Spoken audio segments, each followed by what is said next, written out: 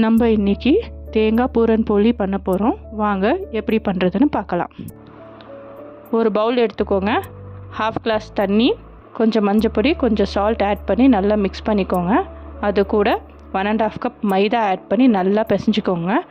நல்லா சாஃப்டான பின்னாடி அது கூட கொஞ்சம் ஆயில் ஆட் பண்ணிவிட்டு நல்லா மிக்ஸ் பண்ணி ஒரு 15 to 20 minutes நல்லா ஊற விட்டுருங்க.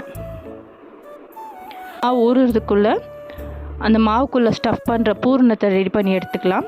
பூரணத்துக்கு தேவைப்படுற பொருள் தேங்காய் ஒன்று எடுத்துக்கலாம். அதை ஒன்று உடைச்சி குட்டி குட்டி பீசஸாக கட் பண்ணி அதை மிக்ஸி ஜாரில் ஆட் பண்ணிடலாம். அது கூட 3 ஏலக்காய், கொஞ்சம் சோம்பு போட்டு நல்லா கிரைண்ட் பண்ணிடலாம்.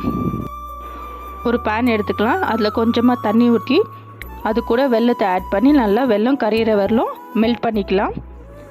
அதுக்கப்புறம் அதை ஸ்ட்ரெயின் பண்ணிவிடுவோம். அதில் டஸ்ட்டு நிறைய இருக்கும். ஸோ ஸ்ட்ரெயின் பண்ணி எடுத்துகிட்டு மறுபடியும் அந்த வெள்ளைப்பாகத்தை அந்த பேனில் ஆட் பண்ணிக்கலாம். தேங்காய் பவுட்ரு பண்ணி வச்சதையும் சேர்த்து ஆட் பண்ணிவிட்டு கொஞ்சமாக உப்பு போட்டு நல்லா மிக்ஸ் பண்ணிவிட்டு அதை திக்காகிற வரலும் குக் பண்ணலாம். குக் ஆன பின்னாடி ஸ்டவ் ஆஃப் பண்ணிவிட்டு கொஞ்சம் நேரம் அதை ஆற விடலாம். ஆல்ரெடி நம்ம பிசைஞ்சு வச்சுக்கிற மாவுலேருந்து ஒரு சின்ன உருண்டையை எடுத்து அதை குட்டியாக தட்டிட்டு அதில் பூர்ணத்தை வச்சு நல்லா பால் மாதிரி உருட்டிக்கோங்க. அதை ரவுண்டு ஷேப்புக்கு தட்டிக்கோங்க. தவா வச்சு தவாவில் போட்டுட்டு 2 சைடும் குக் ஆன பின்னாடி அதை எடுத்து ஒரு பிளேட்டுக்கு சர்வ் பண்ணுங்கள்.